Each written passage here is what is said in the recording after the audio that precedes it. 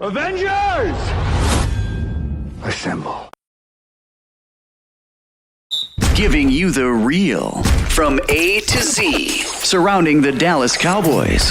News, updates, rumors, transactions, takes, and more. So strap up, Cowboys Nation, and start your day off with A to Z Sports. Live with Will Steele. 3, 2, 1. Here we go. Oh, yeah.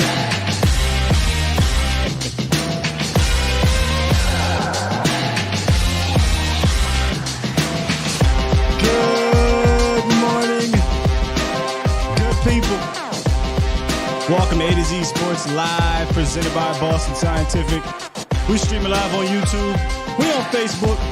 And, of course, I am your host, Will Skywalker Steele. Boom! You got to know how to play it. You got to play like 3 to 5 seconds, and you'll be cool. But appreciate the Bomb Squad for assembling this morning. We're running it back. We spinning the block. Buy or sell, part 2. I'll talk about some young players for the most part. All right, defensive side of the ball, but young players, and why I think, well, I don't know. I'm gonna say this. After further review, this one young player just might be fizzled out. I'm not sure on it yet. That's why I wanted to bring it to y'all attention and get a buy or sell for that part of the show. But I was thinking about it and I was like, I don't know, man. He might be fizzled out, and after a solid end to the season, could be the case. But we'll talk about it a little bit later on in the show. No roundup today again, but appreciate y'all for being here. Bomb Squad. Bomb Squad! Y'all the best. Y'all the best. Yeah, I saw somebody in here say something about Bomb Squad Assemble. Y'all know me, man. My head's always spinning, so I said, oh, let me pull up the Avengers Assemble dip, and hopefully Disney leave me alone. But what's good, Professor O? We got bands in the building. PZ, Jameson, good morning, sir. Kylan in the building. Who else we got up in here? Jay, CJ, Rolo. Brother L, what's up, Brother L? PZ, I got you. Gene, DMV, Captain America. Come on, man. Perfect, right? Perfect. On your left. Dallas Cowboys hard hitter. Mark Smith in the building. Toxic Tom. Please put the toxic back in front. It doesn't feel right calling you Tom Downey Burner account. Toxic Tom Downey Burner account, man. Who else we got here? Swain was good. Jake the Great, what's up? And all those matriculating in. Appreciate y'all for being here this morning. No matter how you're listening, whether you're in your truck driving, whether you're at work, at your desk, or you're at home, or you're in the bathroom, you're taking a shower, whatever you're doing. Appreciate you for starting your Cowboy day here on what I'm going to say, because of y'all, the #1 Dallas Cowboys morning show. Sometimes I gotta let y'all know this is the #1 Dallas Cowboys morning show because of y'all. We got bitches love sports in the building too, and when I say that with respect. That is their name, Cowboys Nation. That is their name. All right. All right. Let's get into this thing. Yeah, Lee. You know somebody might be listening. Let's get into this thing, and we're talking buy or sell defense this time. And we're not going to dive into the big storylines defensively, which Micah Parsons, you could potentially want to bring up, Mozzie Smith and the interior guys. We talked about that a lot. I kind of wanted to talk about a few young guys, and then the third leg of the show will specifically be the young guys. And when you think about young players on this defense, something that I've learned or that I take away over the last couple of seasons with Dan Quinn as a head coach is that it takes a lot of trust to get on this field. We talked about that a lot last year. Like last couple of years, why didn't we see this player or that player? George Edwards, for example, he came out and pretty much all but said that. Dan Quinn kind of alluded to that a little bit in his presser, which we'll get to here in a second. But I truly do believe that if you've got the skill, as long as you show the coaches that they can rely on you when your number is called, they'll throw you out there. They'll give you a shot, but you have to show them something. And Dan Quinn talked a little bit about that in regards to what he's looking for in these young guys when their name is called, and not just in the game, because it doesn't start there. It starts at practice. And we talk about DaRon Bland a lot. It was DaRon Bland at practice behind the scenes that gave him confidence to play him in the slot because he was working outside primarily. So here's DQ on the young players, Cowboys Nation. Generally, or what we are generally looking for with a player coming in, when you're in line and you're kind of counting reps, okay, I think I can go here. I think maybe when you see a guy wanting the moment to go compete and knowing that, like, you know, I'm balling my fists up and say, I ain't leaving here.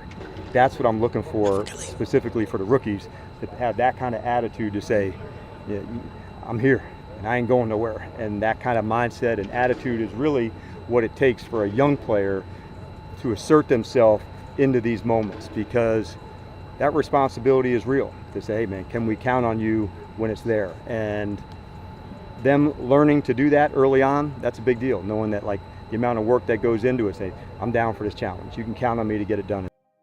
You can just hear it in Dan Quinn's tone. And this is DQ though. But what I love about this regime as opposed to the Nolan, and again, it was 1 year, whatever, is that if you have talent and you show them some of that talent that they can rely on, they'll throw you out there. We were asking for Donovan Wilson in 2020 for how long, right? We were asking for him to replace Darian Thompson. We were asking for some of these other young guys to get a shot because these older guys, these older vets that they had just weren't working out, but they wouldn't make that move. And we saw in preseason that a guy like Dono deserved a shot to get in there and at least make some mistakes so he can learn from those mistakes. Dan Quinn's a different story. You know, if you show him something, he'll give you a shot. And I know this was a second round pick, but Sam Williams did that. Sam Williams pretty much early on showed the Cowboys and Dan Quinn that, hey man, I at least got the physical traits. The mental aspect needed to be worked on. Like the nuances of the game needed to be worked on. And that's kind of where I want to start off our buy or sell with is with Sam Williams. And I'll get to it in a second. But the nuances of the game, the details of the game that Sam has continued to work on. Coach AD talked a little bit about that. He's learned how to develop himself. And that's not like saying, oh, we don't develop him. You know, like, I think the biggest jump for Sam is like, he's becoming a true professional. Like, I see the work that he puts in, the structure that he's got on his off fields. And now, like, it comes in and you see his flexibility's changed, his coordination's changed, like, his stance is better. Like, the things he thought he had to work on, he's gone away, worked on them, and now you can improve on them. I'm excited for him. I'm excited for him. And the things that we like from Sam is buy or sell. Sam Williams taking over. I can listen to him talk all day. Sam Williams, buy or sell, taking over the starting role. Let me know. And this is what a starting role looks like here. Dorrance Armstrong had 542 snaps last year as a starter. Sam Williams had 274. If he's going to take over the starting role, I think you're looking around 400 to 500 snaps, where DA will probably drop to about 300 range or somebody else's snaps. But I figure that's the guy that he would be, you know, biting into snaps wise. Now that might not seem significant. Well, Sky, if DA is still going to get 300 and he's going to get 4 or 5, what's the big deal? I think it's a big deal because I think Sam Williams gives you a little bit more boom, or has the potential, the potential to give you a little bit more boom. Think about this for a second. Last year, Sam Williams led your team in tackles for loss, tied with Dorrance Armstrong, right? And I want to say maybe D-Law, but Sam Williams had 10 tackles for loss. Dorrance Armstrong had 10 tackles for loss. Dorrance Armstrong had double the amount of snaps. Same snaps. Sam only had 2 less tackles, solo tackles. 15. Dorrance Armstrong had 17. Getting their hands on the ball. Both of them had a forced fumble. DA had 2 fumble recoveries. Sam had 3 fumble recoveries. And half the snaps. And it was never about the physical tools for Sam Williams. If you guys remember early on in the year, excuse me, you saw him in the run game kind of get lost a little bit because, again, he's a rookie. But the more and more Sam Williams played, the better he got. Now, I could have came on here and said buy or sell Sam Williams getting 10 sacks. But, that could come kind of in a rotational way, believe it or not. But as the actual full-time guy, do you guys buy or sell it? And I know this could easily be a situation where you're excited and you're hyped for a guy like Sam, but think about it for a second. Just like we did yesterday when talking about the offense and Kellen Moore and being fair. Dorrance Armstrong has been this team's starter for what now? 2 going into year 3. If he's a starter now, we don't know what's going to happen when we get out there. There's that trust factor that Dan Quinn and those guys have in him. Could he potentially keep the starting role? I don't think it's out of the equation, but there's just something about the upside, the potential, the ceiling of Sam Williams, where the physical tools are. I think he's physically already better than DA, but from an IQ standpoint, from a mental standpoint, from a nuance standpoint, will he be able to take that leap? Because if he does, and I think you can buy this, you could put all your stock into this. But if he doesn't, that's where you might have to sell. So buy or sell, Sam Williams taking over the starting role. CJ said, buy. That boy strong with a K. With a K. Captain America got Sam getting 8 to 10 with double-digit tackles for loss for sure. He got double-digit tackles for loss last year, like I said, in half the snaps. Call me Barksdale. Get out of here, man. Slim says Sam is my second breakout player. Yeah, I think Sam is. I really be trying to contain my excitement about this dude. Shout out to DMV Fanatic in the building. I think you just dropped. Didn't you just drop a Sam Williams? You've been dropping all the film, man. It says Sam about to be that dude for sure.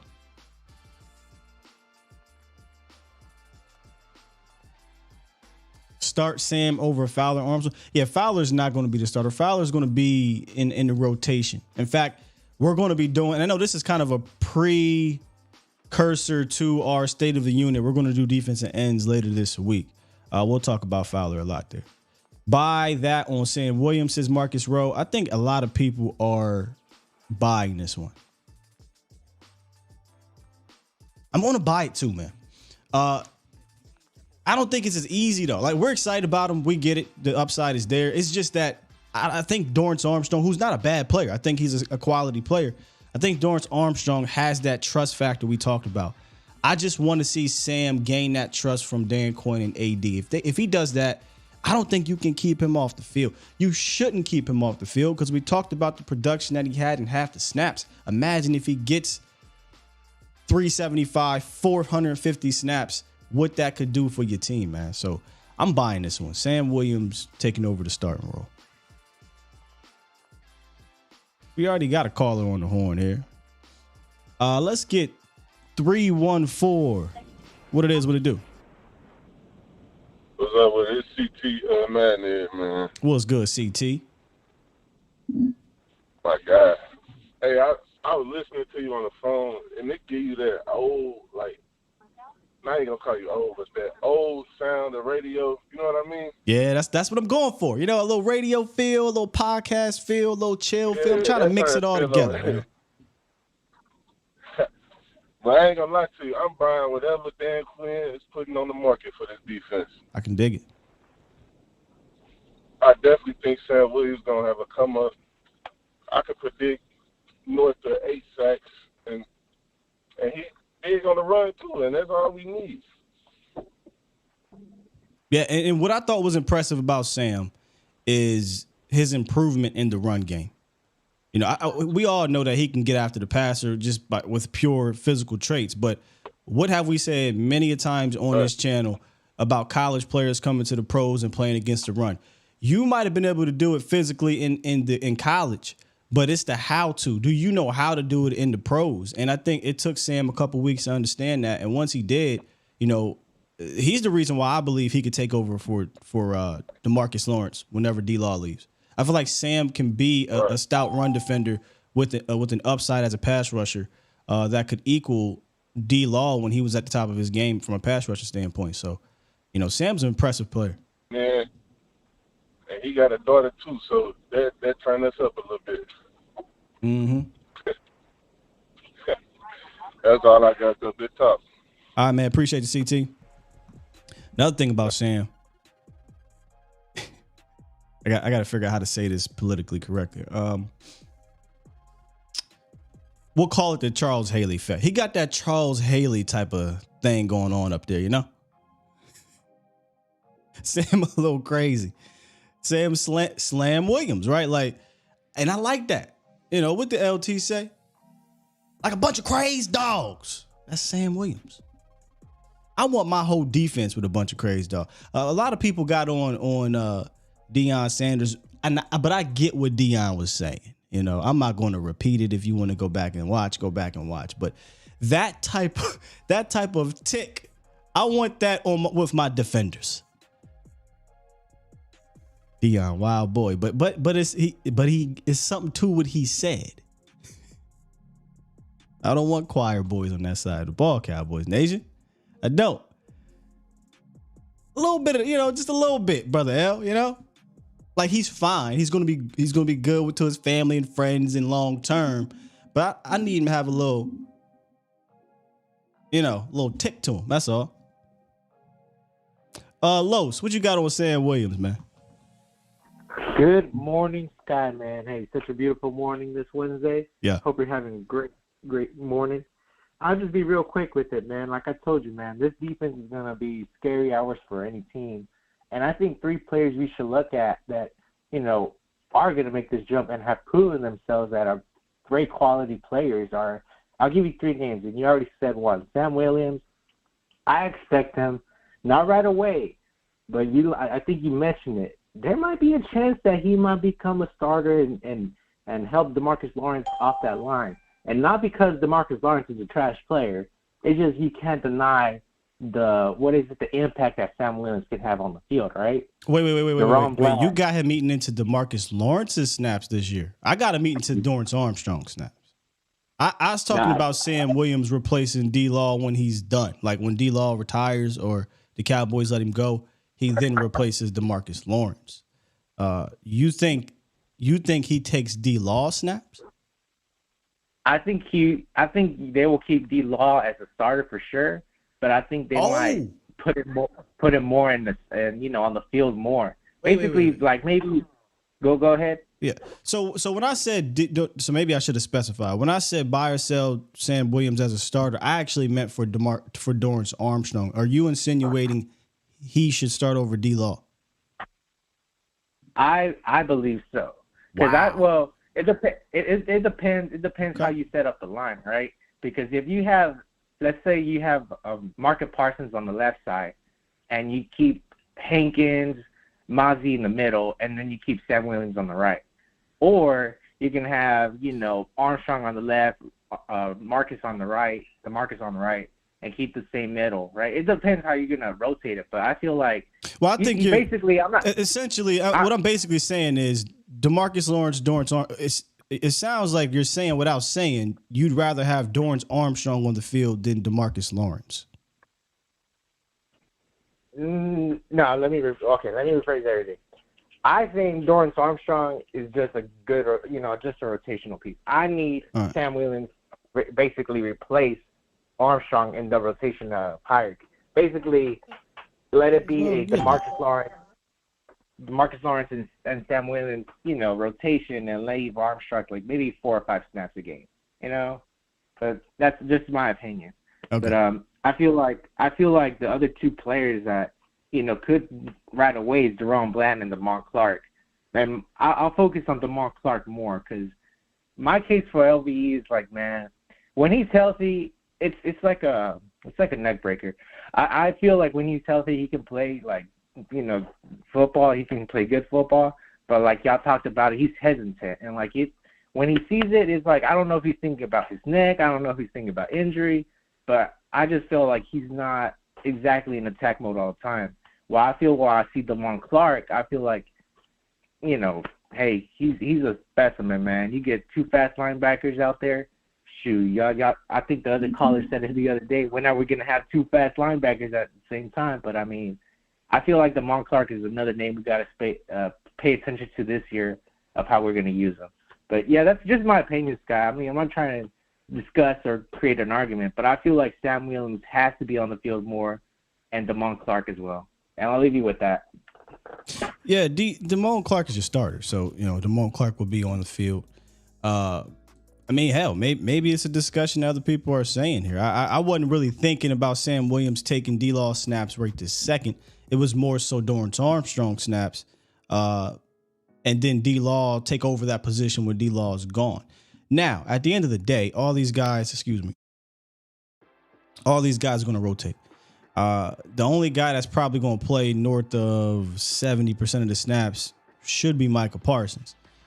D-Law is not going to play 75, 80%. Neither is Sam. Neither is Dorrance Armstrong or any of these dudes on the rotation. That's one thing that guy right there, Dan Quinn, is adamant about. He doesn't like to give these dudes more than 40 snaps. That's kind of his thing.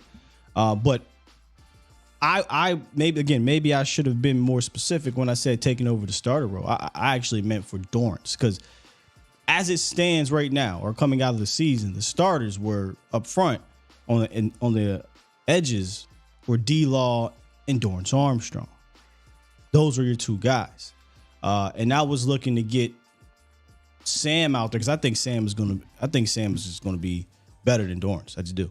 And if I can get Sam and D-Law and Micah out there majority of the time in that manner, right? Where they play a lot, and we'll get to it this next guy. They play a lot of 4-3 under where it looks like a 5-2 when Micah's on the line, but you can get those three guys out there in their normal positions, and Micah being kind of that Leo.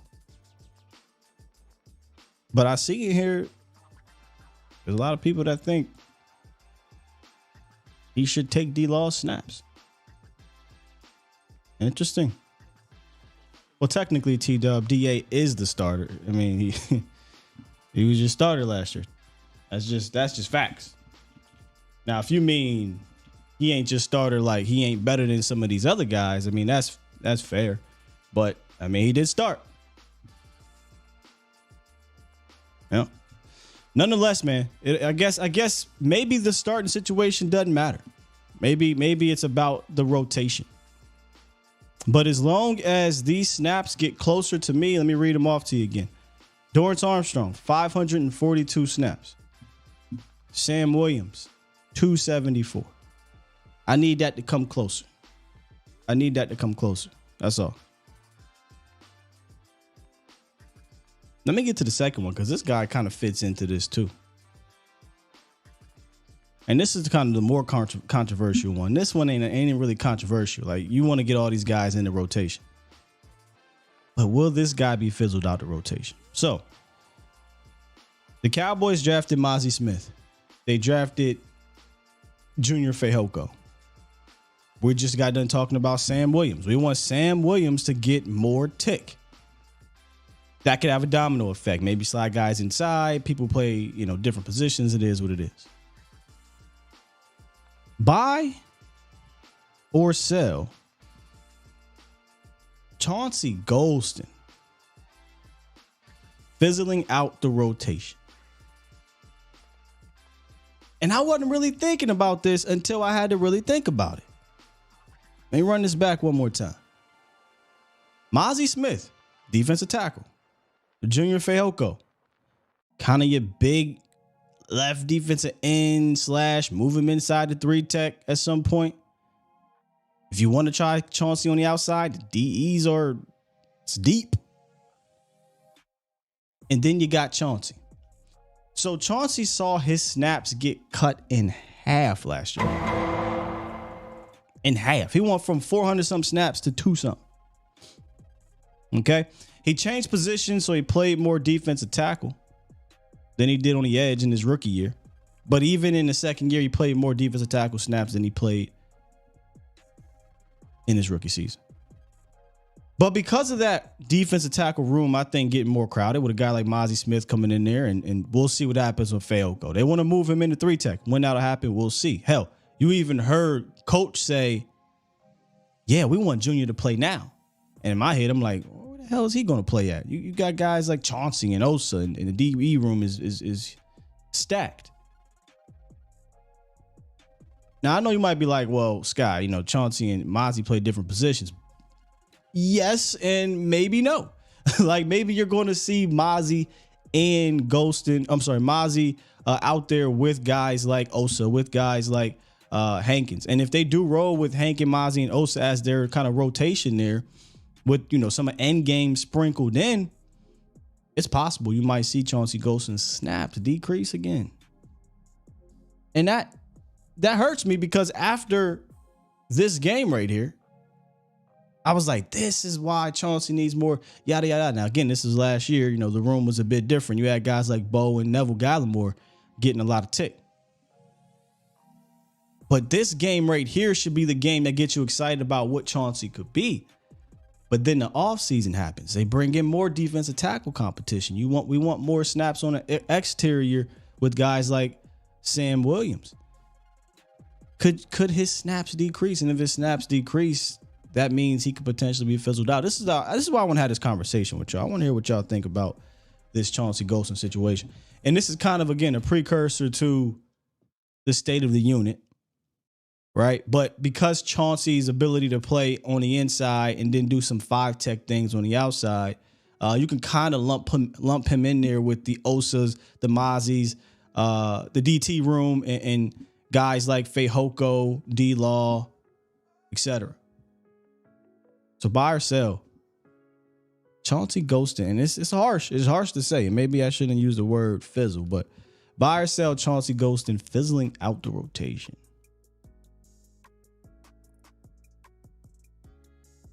Buy or sell. Let me scroll back up here. This chat been moving. A little bit more mixed than I thought here. Sell, buys. It's kind of mixed here. Captain says buy. He hasn't really done much. Sell for now. Lemaitre trying to get D-Law to hold the tablet. What in the world are you talking about?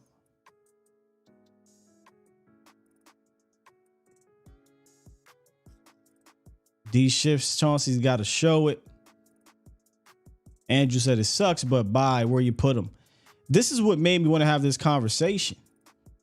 Is I like Chauncey for a very specific role, right? Like basically my kind of 5-tech guy. If they want to a 3-4 and he's up to around 290-ish or something like that, I think he could be a pretty solid 5-tech. And then you move him into 3-tech from time to time. But again, you're talking about Mozzie's here now. Osa's the guy.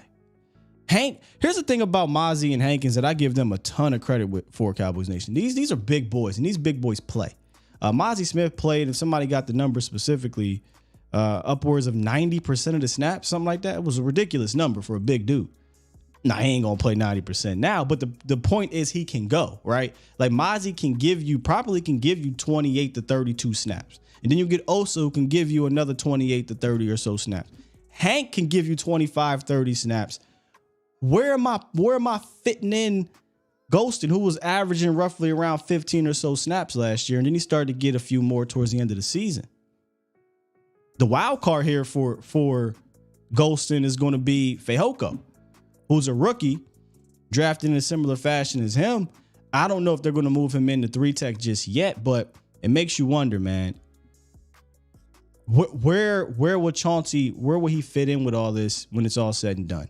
I like Chauncey Golston. I would hate to see his snaps get decreased, but I understand if you're going to roll with the Hankins, Mozzie, and Osa trio, and then on the X, I mean, he's just not going to be able to fit in that DE room when it comes to, you know, Sam Williams, Dorrance Armstrong. You throw Micah in there, Dante Fowler, DeMarcus Lawrence. It's just way too many guys that offer pass rush that he just doesn't present in that fashion. So it's just something I was thinking about, and I wanted to rap to y'all about, man. I didn't realize he's kind of fighting a little bit too. Not necessarily to make the team, because you want all the depth in the world, but fighting to potentially get on the field more as opposed to less like he did last year. Again, 400 and something snaps, rookie season. 2-something. I'll get the number for you exactly. Hold on. I'll get it for you. 237 snaps. Is that right? We're not counting special teams, so let me go to defense. We don't want to count special teams. Although special teams, maybe you do got to count that. 237. He played 237 snaps on defense this year, 414 his rookie year. So think about that. What changed from year 1 to year 2? Okay, Hankins came in. Bohanna got a little bit more tick. Early in the season, he was dealing with competition between Neville and who's our second round pick we let go? He went to Arizona. Slipping my mind, but him as well, right? So, okay, what changed going into year 3, Sky? Mozzie's here. Hank is here full time. They drafted, Tristan Hill was a guy. They drafted Fehoko. Endgame is a thing. Just saying.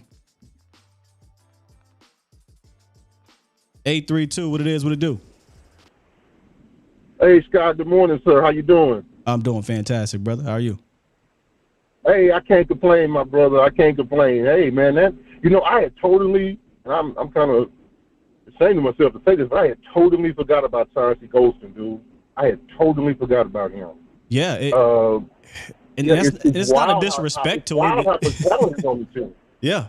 It's wild, man. When you think about that D-line, it is wild how much is up there. If you can forget a guy who's not a bad player at all. He's not a bad player. Chauncey Golston isn't. I don't believe but so. Wow. Yeah, I guess, man, if I had to, just from the makeup of the team on the interior now, man, I hate to say it, but we might have to sell on him just because there's not going to be anywhere for him to play, like you said. I don't want to get rid of him, right? Like I don't want to cut him or nothing. It's just that no. Mm-hmm. Where is he going to fit come game day? Yeah, where's he going? Because you already got. I see it this way: Hankins and Mozzie are effectively your one techs. They're going to be the nose guys, and you already got your undertech with Osa. So Osa's your undertech. Now you can mix and match guys, but those 3 guys are going to be Osa, Mozzie, and Hankins are going to be in the middle. Right. And you can almost pencil that in. So at best, Chauncey could spell Osa. At that undertake, he could do that. And depending on the situation, you guys talked about DeMarcus Lawrence. And they tried it a little bit last year with DeMarcus Lawrence. He's always been, particularly these later years in his career, he's always been more of a 3-tech guy to me than a out and out edge, just because he may have lost a step or two.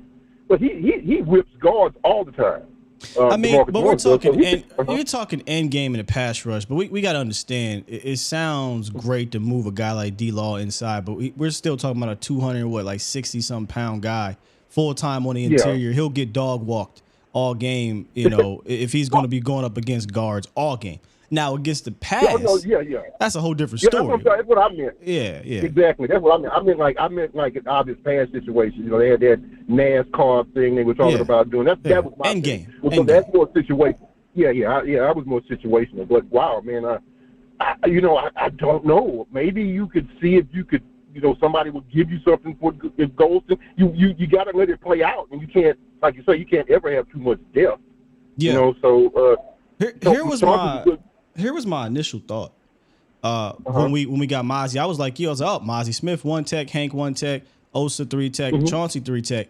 But then almost like immediately I'm like, wait a minute. I don't think Mozzie should just be treated as a pure nose. Like this dude is dumb athletic. When allowed to, he can have a quick get off if he's allowed to. He wasn't allowed to much at Michigan. We'll see what happens from a pass rush standpoint. I personally believe he has a talent to be able to affect the passer, especially from a strength standpoint, pushing the pocket. We know what he can do against the run. If you do decide to try to throw, I think again he has that athleticism and skill set to stay out there.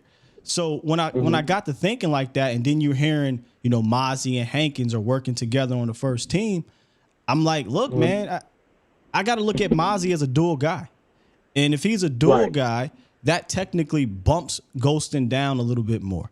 So it's a conversation. Well, I think the thing about it for me, maybe we're looking at this maybe we're a little bit too close to it in the sense that we're trying to fix it now. when this might be something that takes care of itself, let's say, the couple seasons. Yes, that's very true. Things move around, So this is a future thing that we're talking about. Who's going to play where? Because right now, injuries happen. All the things about maybe all the things about Mozzie, and hey man, I'm big on him. I think like you, Mozzie's going to be a beast, and he's probably going to be doing whatever he wants to do.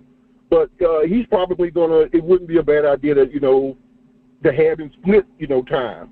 Bring him along. You don't have to bring him along right now. That's the thing about it. The line is so deep that he doesn't have to play as much right away as he might have if he was just if it was really a really bad defense and he had to be out there.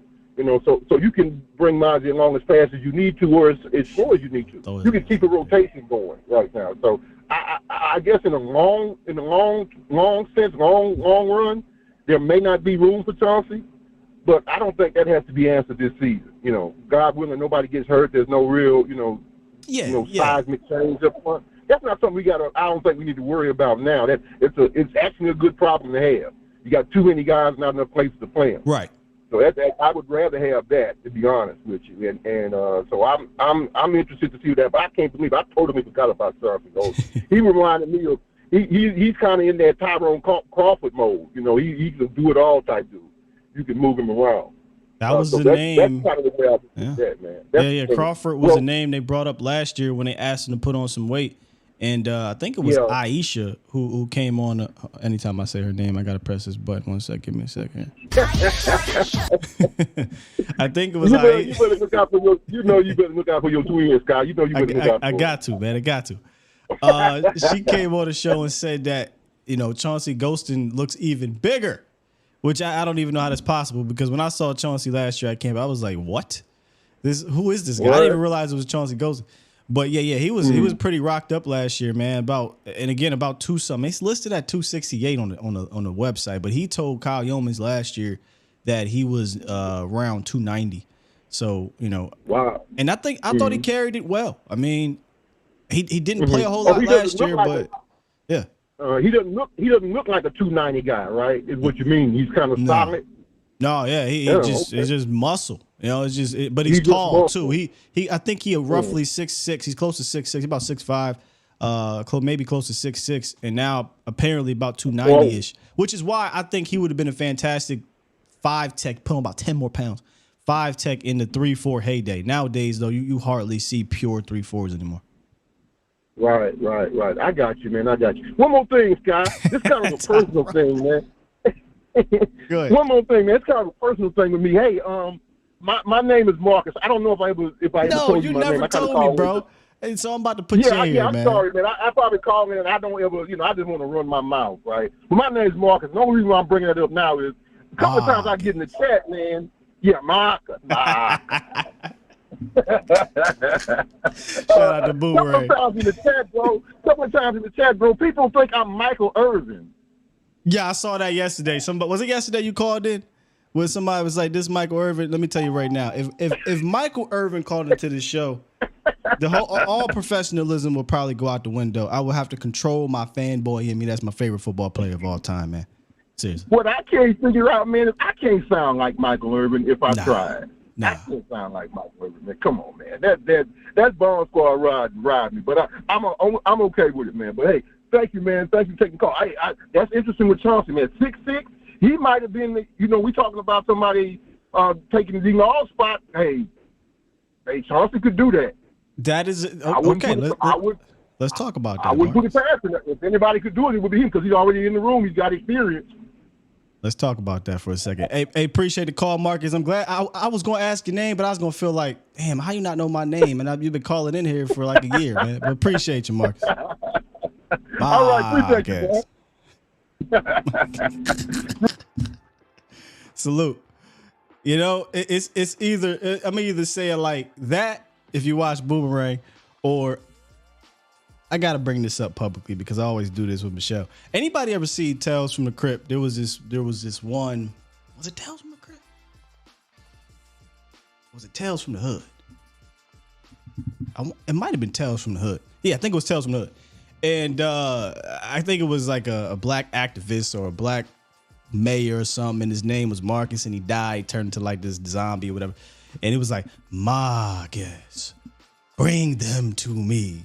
I used to scare my brother with that every time we watched that movie. His name is Marcus, by the way.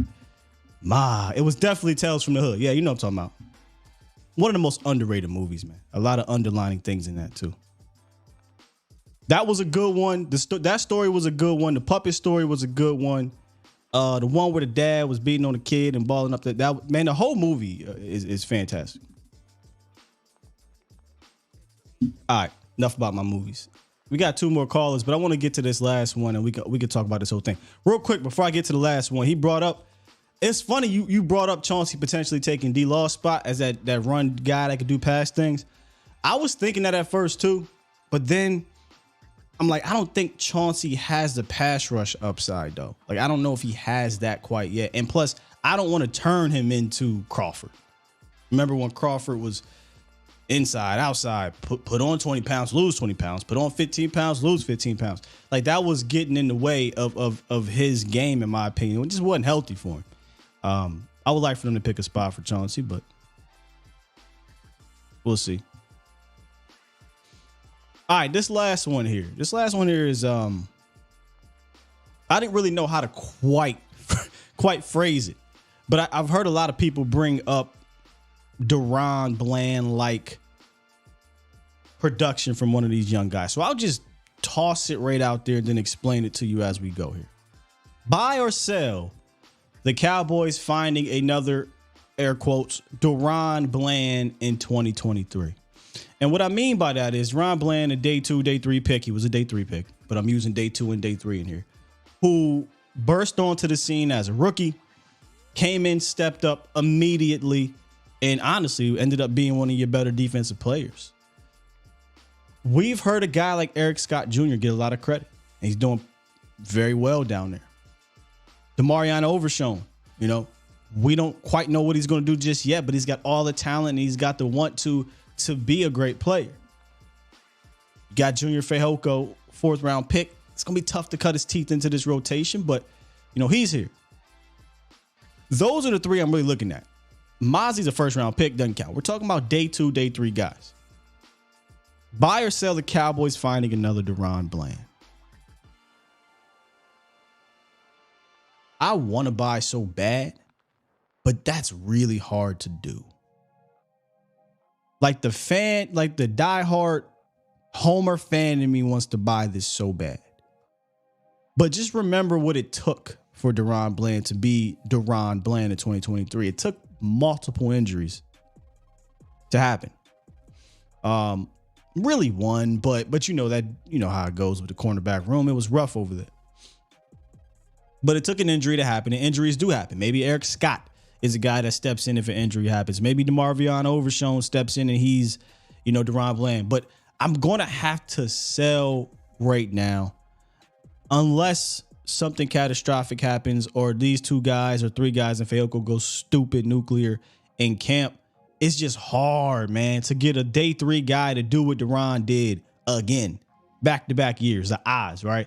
So I'm going to personally sell right now, but boy, I would love to come out of, 3rd week of training camp, 2nd preseason game, just like we did with Deron. Remember last year, I was like, man, Deron going to make the team, but I don't know what he's going to do. I don't know how he's going to get on the field and this and that. He's a 5th round pick, yada, yada, right? And then Deron Bland, I go down there at camp, I'm like, hey, yo, Deron Bland might be your 3rd best cornerback. And then he get into preseason and he goes off. But right now, I got to sell it. Buy or sell, Cowboys Nation. The Cowboys finding another Deron Bland in 2023. Let me scroll up here. Buy. Everybody's on Eric Scott.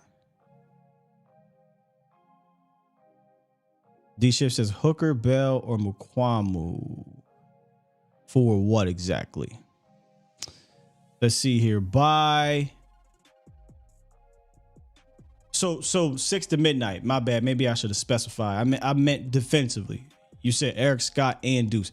So just defensively.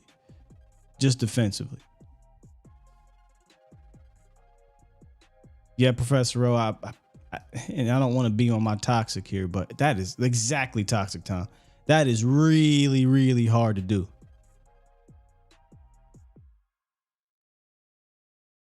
Really, really hard to do. DQ is falling for Eric Scott, says Lemitra. Yeah. John Jones is buying. Solid says false. Yeah, D-Ship, that's the other thing too, right? Is injuries have to happen. Injuries have to happen. But, I probably should have been more specific here. Because technically, injuries didn't have to happen for me to see Deron Bland. For me to kind of have trust in Deron Bland, let me say that. Because we did the film session. We saw him at camp. We saw him in LA with the Chargers, against the Chargers. We saw him against Denver. We saw him in preseason. He was really balling out, right? Like you could see it with Deron Bland, not just hear about it. You saw it. So maybe if I alter this question a little bit or give it some leeway, maybe you can find a Deron Bland. He just won't have that production if he's not on the field. So if Eric Scott goes out there at camp and he's locking dudes down, he's making plays. If he goes out there in preseason, he's making plays. Technically, you could argue you found one. But that's hard, man. It's really hard. A little mixed here. I get it. What? Hey, yo, Toxic, bro. What's the deal, man? Like, what's the deal, bro? I get it. We ain't won the Super Bowl in 30 years and everything, but boy, you letting something just steal your joy. Toxic says, Sky, I'm still not sold on Bland.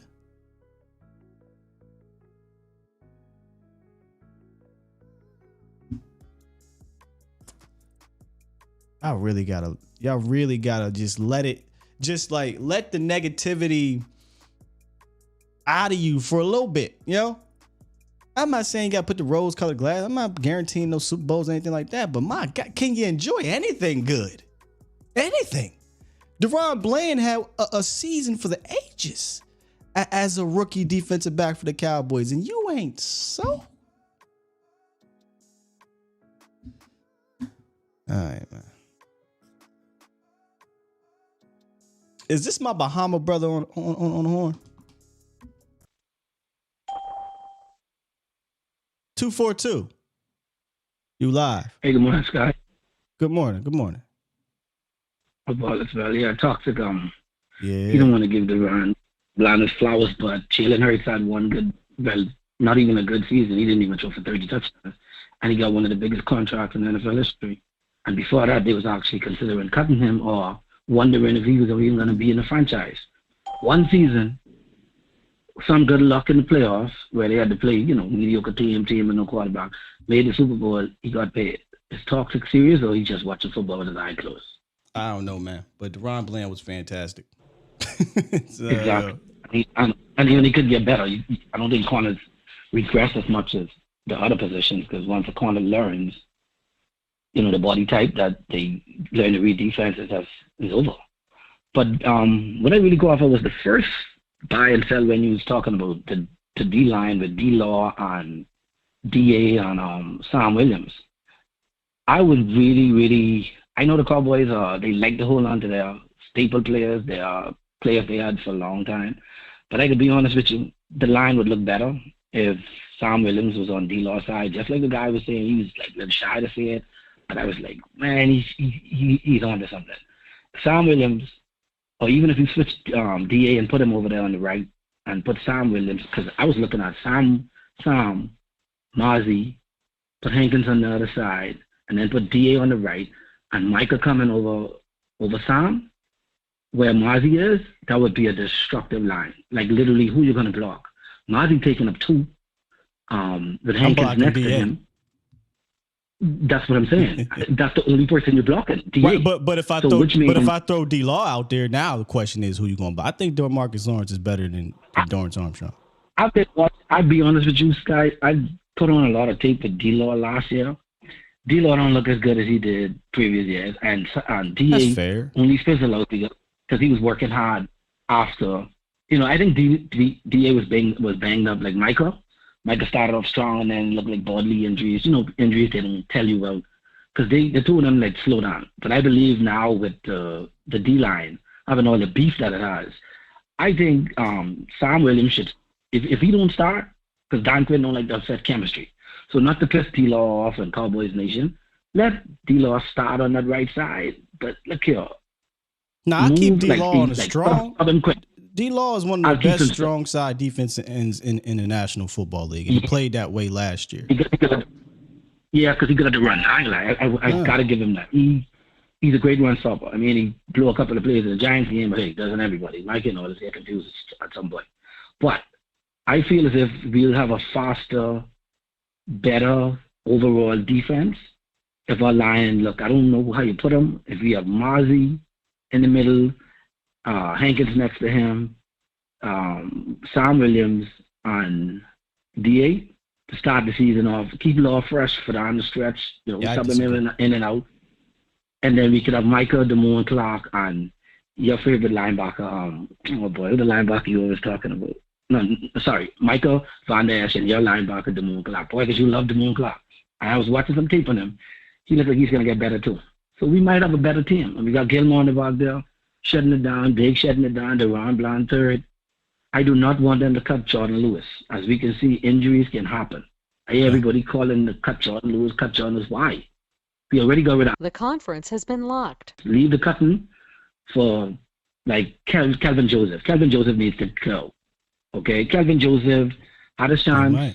They gave him this opportunity. Kelvin Joseph needs to go. Keep the other guy, Israel McCormick, on the other corner. What's the other corner that he failed to even beat out?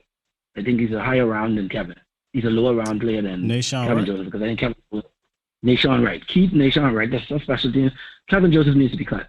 If you don't learn football by now, I get it. You're a second round pick. Your contract is nothing, but come on, man. You're taking a roster spot. What are we keeping it for? Play special teams? Kevin Joseph had a bonehead play on special teams that cost us a game and possibly a number one seed last year. People don't even remember that. Remember when he touched the ball and the ball formally touched it and the other guys got the ball, they were already in the end zone? And he knew he was supposed to do it. And then because he said that after the game, yeah, he knew, but he's trying to make a play. Kevin Joseph did the same thing that the guy we traded to Denver, whose name I should not call, who smoked a lot of weed, that did in the playoffs, that cost us the game. You don't make stupid penalties in playoff games. That cost you the game. Randy Gregory cost us a playoff game against the Niners. Yeah, before what was last year. Yeah, Kelvin Joseph is on probably his last rope here, and that's why they're trying to mess with his position, right? They're doing some slot things with him, potentially some safety things, and that's out of desperation because the room is now too crowded for him to be a part of the rotation. So can you do anything on the inside? Can you do anything in the back half? If not, I agree. I don't really understand why you would keep him if he can't cut his teeth on the team. Exactly. Yeah, man, he needs to be cut. Cut him. It's simple. Yeah, maybe he needs a new place that change the scene, and maybe he'll be better for it. Yeah, because I think he probably was cutting the first year anyway, boss. What is boss? I forget what his rap name is. I don't think he's interested in football. That's just how I feel. I see the way he moves. He don't look like he's interested in football. I think he's more interested in rap. He's another Ja Morant. Before there was Ja Morant. That's how I feel. It is what it is. Some people just don't have the passion. Yeah. Michael has passion. Bruce Vaughn has passion. You can see it in the way they train, the way they talk. You could hear Mozzie, as humble as he is, he looks like he's ready to be crazy on the field. And Tom Williams is a natural. Oh my God, he's crazy. Tom Williams is crazy. I watched the whole tape you put up with him and him body slamming the running back and all that. Yeah. He did that more than that. He actually plays with anger. Yeah. And Lawrence Taylor said, if you play in football and you're not angry to whoop the next guy next to you, should be you go and sell hot dogs. Never forgot that. So Sam Williams have the it factor. Now you just need to, get his techniques down because he's very strong. I think he's stronger than Michael, but he just needs technique down pack, and he don't have Michael's speed. He's almost there, but nobody has Michael's speed on the Cowboys defense. I think Michael is the fastest person we have, not a clue knock on it. I'll tell you something. My man coming. But all right, guys. Appreciate you, big dog. My man coming with the heat. Said he's stronger than Micah. Man, I watched Micah throw McGlinchey off with a hump move, though, man. Micah deceptively strong because he don't look like he's 6'3", 256 or something like that, 252. But he's a strong boy. But yeah, Sam got that. I'm getting politically correct here. he got that crazy strength. Yeah, he got that crazy strength. Always good calls with my man. Only thing is, and maybe gotta reach out to Jo, man. I think I didn't think this was going to happen, but there's a lot of D-Law, people not really on the D-Law thing. I don't know what more to do. Maybe we got to do a film review or what have you. But DeMarcus Lawrence is one of the most well-rounded guys. You know, he's not going to get you 12 sacks anymore. So I agree with that. He ain't the guy he was in 2014 or was it 17, wherever he had 14.5 sacks. But I think DeMarcus Lawrence is a very important part of this defense because he was one of the guys who was always where he needed to be on that defense, on the defensive line. And we often give credit for other guys setting guys up, but we never say that about D-Law. But he has done that a lot if you go put on a film. He's helped guys get home. He's helped guys create pressures. He created pressures and sacks for other people as well. We should actually appreciate him a little bit more because we don't need him to be 15 sack guy anymore. The Cowboys have a ridiculous depth at defense and they have a Michael Parsons. When you needed D-Law to be 12, 15 sack guy and you were upset that he wasn't getting them, fine. But if D-Law is going to be what I thought, 6 to 8 to 9 sack guy and an elite run defender at that rate, I mean, yeah, I'm not taking him off the field for DeMarcus or for Dorrance Armstrong as a quote unquote starter. Like, I'm not cutting D-Law snaps down to 275 and giving DA to 500 snaps. Like, nah, I ain't doing that, man. I'm keeping him out there. I think he's still one of your best defensive players on the team. It's just awesome that he doesn't have to be your best defensive player. That's all. Let's hear from one of the up and coming greats in this Cowboys content community, man. Landlow from Alabama. What's good? What's going on with this guy, man? How you doing this morning? I'm doing fantastic, brother. Yes, sir, man. I've been hearing a whole lot of takes, man. I had to chime There's in. Some takes morning. today, ain't it, bro? Some takes. Good grief. I had to chime in this morning, man. But I know DA, we look at DA like a what can I say? Like a Swiss Army knife almost on the D line though. Not like he's that super versatile. I look at him and Fowler like they like the complete defensive end together. You know what I'm saying? Like, I think Fowler is, you know what I'm saying? Like, those two together would be the perfect defensive end. Because Fowler is a great pass rusher, but I don't really recognize him much in run stopping. But when it comes to run stopping, DA is a little decent. You know what I'm saying? But I'm looking at it. Ain't no way I'm taking DA over Fowler or D-Law. So I don't know where this coming from. Yeah, I personally think Dante Fowler is a more refined pass rusher than both of them. I mean, if I'm being honest. But that's just strictly pass rushing. On a whole other level. Yeah. His bag is stupid. But that's all he is good for. And that's fine. Right? Again, I'm not asking Dante Fowler to be my guy. I'm asking Dante Fowler to be my fourth dude. I just need you to go in there and sack the quarterback when I ask you to, you know, those 10 to 15 times a game. I'm not really asking Dante Fowler to go in there and be a well-rounded guy. That's not what we're looking for. Honestly, the room complements each other. I think as fans, we do this a lot, and maybe I'm part of it by, you know, throwing up all these names against each other. But as fans, we look at it as this guy versus that guy, yada, yada, yada. But at the end of the day, I think the room complements each other greatly. True. Yeah, it does, but I just don't see the D-Law slander like we said. Yeah. I don't really get that far. I don't really get that far. I thought we were going to get past it a little bit once he took that pay cut, because one thing I tried to sympathize with those people with before was they were upset because he was getting paid, but he wasn't being a top sack guy. Although the tape showed you that he was a really productive player on the field, but I was like, all right, I'll sympathize with y'all with that. But he's not getting that type of bag anymore. And I just think it's a bit, I don't want to use the word crazy, but it's a bit much to say that, I would take his snaps, cut him in half for Dorrance Armstrong. I ain't ready to do that. No. I'm not ready to do that.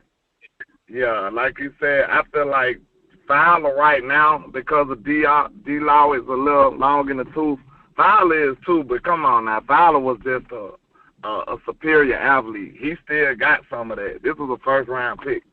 This dude still bro. like he's perfect in what we need him to do. Perfect, bro. That's the only reason I don't like. If you comparing both of them, you would have to say like D-Law and Fowler always been a little more athletic than D-Law. So even though they both a little long in the tooth, Fowler athleticism still is like kind of superior. So that's why when you see Fowler on the field, man, like he can do everything. This dude's still nice. I'm big on Fowler. I don't know why he don't get more snaps. I understand we deep on the defensive line, but I don't know what he got to do. It's tough because he's such a one-dimensional guy, landlord. That's probably why. But that dimension is really damn good. Like he was. Do we want to count really Micah? Good. Like if we want to count Micah, we can. But I'm just going to talk about the defensive line guys. He was third on your team in pressures with 36. Listen to this. Dorrance Armstrong, once again, he had 325 pass rush snaps, 40 pressures. He almost had 100 more pass rush snaps than Dante Fowler. Dante Fowler had 4 less pressures. So, the pressure to snap rate is through the roof when it comes to, between the two. So I'm with you. Like if it come to getting after the passer, I'm taking DA off the field for a guy like a Dante Fowler, Micah Parsons, Sam Williams, or whatnot. Who led your defensive line in pressures? DeMarcus Lawrence. Yeah, I'm not giving up on D-Law just yet either, especially now for Dorrance Armstrong. Like I like Dorrance. I know he's more of a cleanup guy, alpha guy. So I think people be getting that kind of mistaken. We ain't taking that from DA because he serve a purpose too, but everybody. If you put him up against D-Law and Sam Williams, and come on, bro, nah. Give me. I see natural pure pass rusher traits from Sam Williams, Slam Williams, as I say. Like I see that. We seen that day one from Sam Williams, and this is without prep, without real training yet. You know what I'm saying? He ain't even learned. He ain't even rushing with a plan yet. Yeah, that's a great point. And that's what, and I'll play it here in a second again. That's what Coach AD was talking about, the nuances of the game. Yeah, I just wanted to chime in on the defensive line talk, man. Y'all doing great over here, man. I appreciate you, man. Salute. Appreciate you, bro. Hey, Lemitra, how D-Law going to be the cleanup man when he's the guy that's responsible for other dudes being the cleanup man? They don't get enough credit, man. They don't get enough credit. That's what we do down here, though. You know how we do at Cowboy Nation. But honestly, to stop the divide, man, I do think that this room complements each other, and that's what matters the most. Like we got in my opinion, one of the deepest edge rooms in the league, and I don't think really much has to change. The only thing I would change, and that's what I brought up when it came to Sam Williams, was giving him more snaps, eating into Dorrance Armstrong snaps. And that's really it. Everything else, I get it. I get it, landlord. Dante Fowler could probably see more than 343 snaps. But it's tough. That room is tough. Maybe you get that close to 4, but I mean, let me see here. The only two guys I got more than that were Dorrance Armstrong and DeMarcus Lawrence on that line. So, I didn't even realize Neville had 400 snaps. Nah, Neville can't be having 400 snaps no more. That's it. That's the only dude, 2 other guys on that defensive line, 3 other guys that got more snaps than Dante Fowler. So, what numbers, man? What numbers? Here we go. Well, yeah, that's what we talked about, Professor O. He's a one-dimensional dude. Apparently, teams ran better when Fowler was on the field, and you saw that early on in the season. So, that's what I was telling the landlord. Like, he's a one-dimensional guy. He does that one dimension great, but when it comes to pass rushing, I honestly would take Armstrong out for Dante Fowler. Straight up. D-Law don't got to be a sack leader. Nah, I don't need you to call it. I'm good. D-Law don't got to be a sack leader, man. That's kind of what I was explaining a few minutes ago. The time you needed him to be, and he was, nobody said anything. And then when he got the bag, and we needed more from him because he got the bag, and we didn't have a whole lot around him. In regards to numbers, sack numbers, he didn't give them to you, so I sympathize with y'all.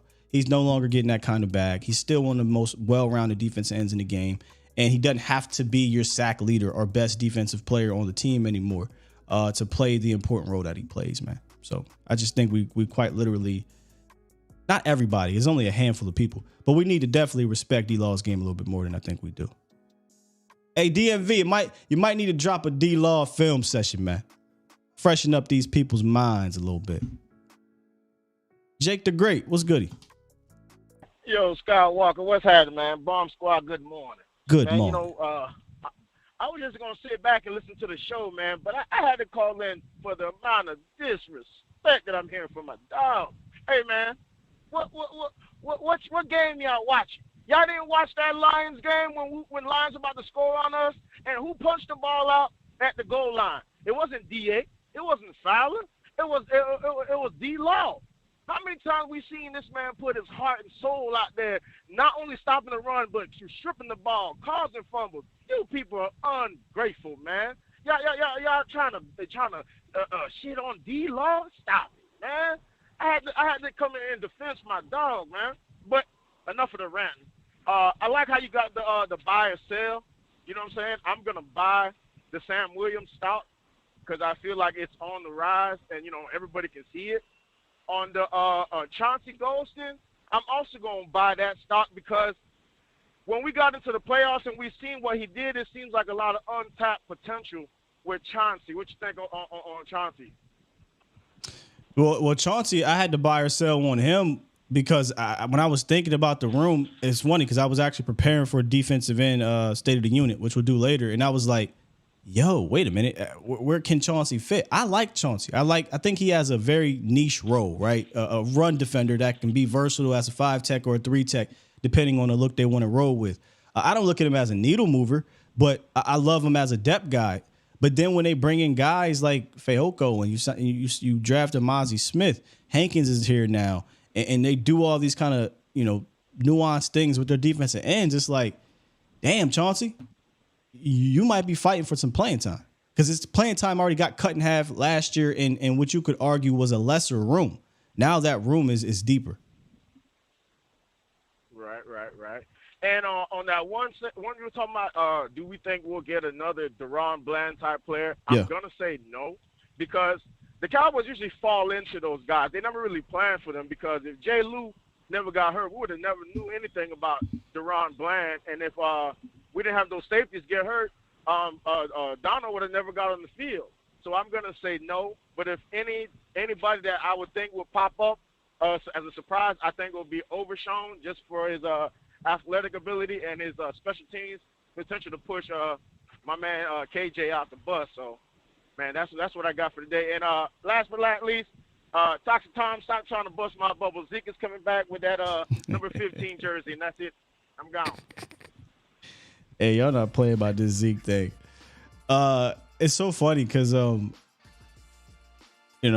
conversation over the last couple days or last week, whatever, has been the whole Ezekiel Elliott, Dalvin Cook thing. They're not even on the team, and it's a driving force in the nation. But I'm gonna just say the same thing I've been saying for the last I don't know how many months on Ezekiel Elliott, man. Leave it at that. As long as politics don't get, that is the only thing I'm worried about. I get the road that he could potentially bring, whatever. It's politics that scare me. And because of those politics, I'm fine looking elsewhere. And if you can't land on your feet elsewhere, then the conversation can be had about Ezekiel Elliott. But I worry about politics. Maybe you could say, well, there ain't gonna be no politics. He doesn't have the contract anymore. But he still has Jerry's heart. And I hate to say it, but we've heard him come down there. Hey, let's get 21 to rock. We saw politics play in the playoffs. There's no way you can't tell me they didn't play in the playoffs because why is he out there? on a bum knee over a guy like Malik Davis. So that concerns me. If no one's talking about it, we're just completely ignoring the politic part of the Ezekiel Elliott situation. Yes, he could bring a thumper to the team. Not that you absolutely need it. I just watched 2 Super Bowl teams. You name me the Ezekiel Elliott guy on the roster. You know what I mean? Like, it didn't have it. Now, it doesn't hurt to have a guy like that. 200, what are you, about 230 now? Get you some short yardage stuff. If you took Zeke Elliott off the back of his jersey and put L'Quarius Smith, I don't know, and you paid him $1.5 million, and he's a 230, 35-pound back that you gave a handful of carries to in short yardage situations, yeah, no one would care. But it ain't him. It's Zeke.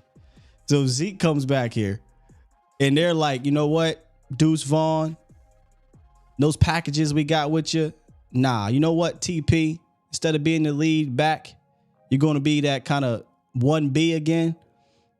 I'd have a problem with it. I'd have a problem with it. So politics is a part that nobody's talking about that needs to be talked about. Politics is the reason why you saw a hobbled Zeke out there in the San Fran game and not a Malik Davis. Politics is why you saw a one-legged Zeke continuing to play in 2021 and not a Tony Pollard. I'm not trying to deal with no damn politics, man. I'm just not. Now, if they could promise us no politics, yeah, his role would fit. And I'll leave it at that. Because he ain't on this team. So, you know, he ain't on this team.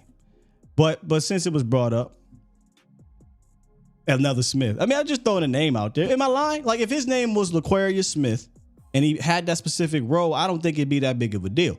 But it's Ezekiel Elliott, and there's things that come with it, man. That's all. And people can poo-poo the injuries, but I'm not. 3 consecutive years in the back half of the season, he's worn down. And I'm not blaming him.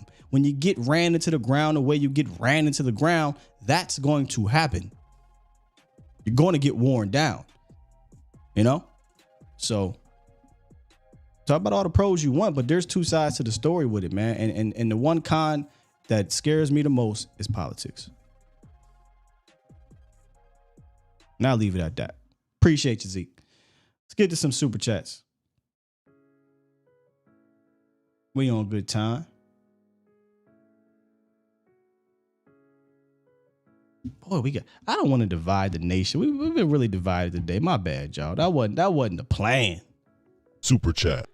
Today, boom. All right. Towboat Drop One says Sam Williams out there moving like the water boy. I think he was talking about this right here. We was playing Sam Williams. Yeah, Sam Williams like that, man. I think he's gonna be like that. We'll play these highlights as we talk. King Element dropped 5. Super chat. Blake Jarwin, it's a recall, was clearly better than Witt in 2019, but politics got in the way. Witten wasn't even making much. Don't bring Zeke back. See, that's a great example right there. They brought not even just Blake though, right? Like Dalton Schultz. Dalton Schultz had to wait. Dalton Schultz was actually pissed about that whole Witten thing. But Dalton Schultz, Blake Jarwin had to take a back seat when they brought old man Witt back, and that didn't do nothing to that room. That didn't help that much. I'm not going to go as far and say, Zeke is 17-year pro Jason Witten, but it's a great comparison though. It's a great comparison. Eric said, let's give Rojo a chance. Y'all know me. I think it ain't like, look, when I say I think he got something left in the tank, it ain't like Ronald Jones was some, bum when he got the opportunities to play. There's a divide on Ronald Jones. I'm with you, Eric. Let's just give him a chance. I'm not saying he's going to be this or going to be that, but all I can say is that if I could find it here. Oh, I don't have it. Let me see if I can pull it up. When he did get a chance, Ronald Jones showed that he can be a solid back in a tandem. There was a lot of people who was poo-pooing Ronald Jones in Tampa. I mean, people saying he got beat out by this and by that. No, he was a quality running mate in that stop. And he just didn't fit in Kansas City. This guy's not old, 25 years old. Doesn't have a lot of tread on the tire. Hey, I say like you said, brother, give him a chance. Let's see what he can do. And I'll let this play a little bit if it catches up here. My apologies. Oh, so it don't want to play. Okay, I see how you want to be. King Element in running back years, he's absolutely 17th year with.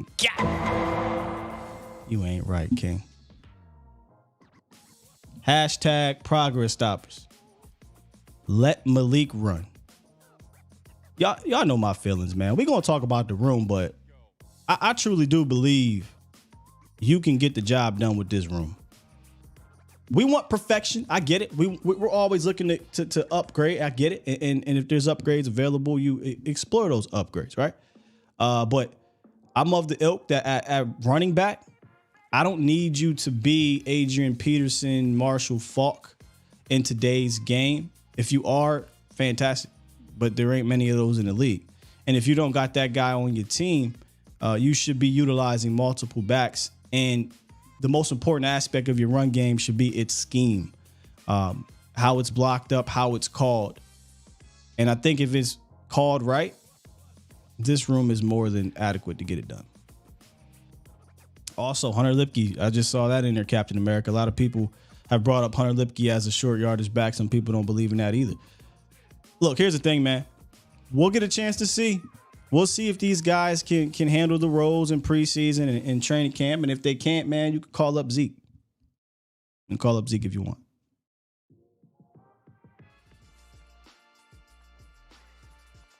Good conversations today, man. Good conversations.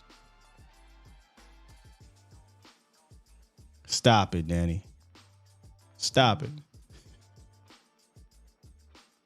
I do want to see Hunter. Look, I do want to see Hunter Lipke get a shot as a goal line guy. I mean, he did a lot of things at North Dakota State, but if Hunter Lipke can kind of be that finisher, then your room is super complete.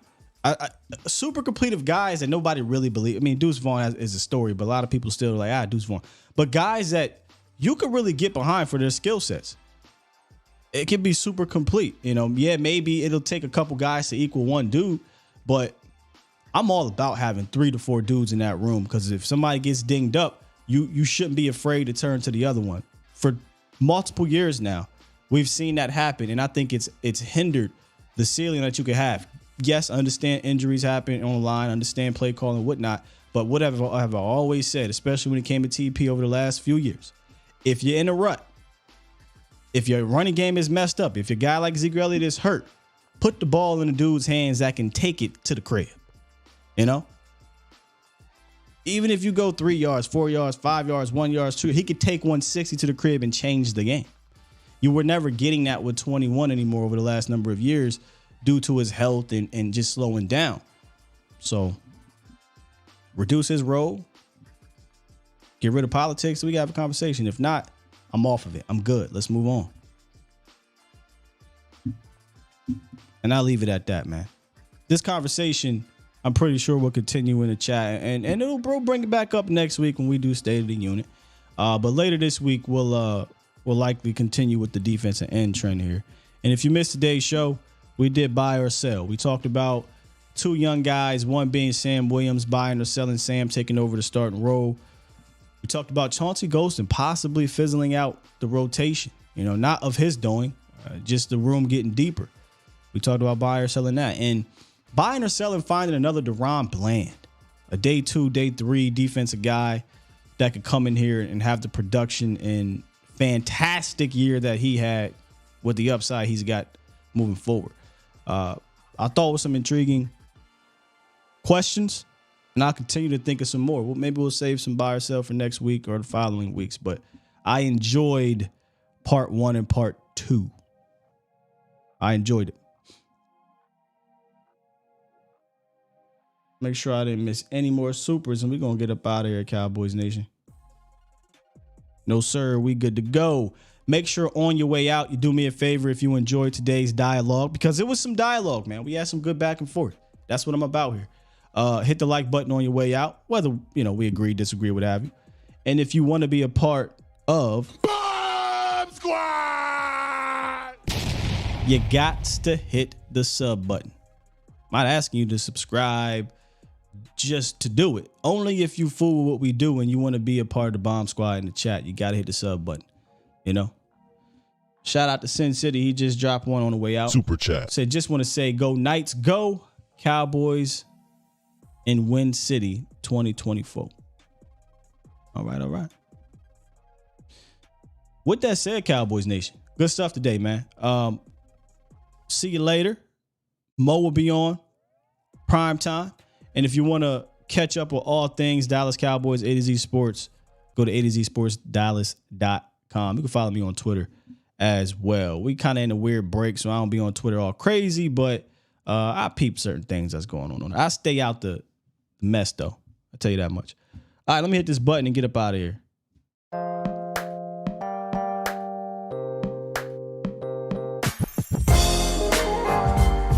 Y'all be safe out there. Yeah, really good call today, Danny. You're right, man. You're right. All about the dialogue here, man. I do want to know how y'all feel. Giving me some ideas, too. I appreciate that. All right, see y'all later, man. I do, King. We out here. Love y'all. Peace.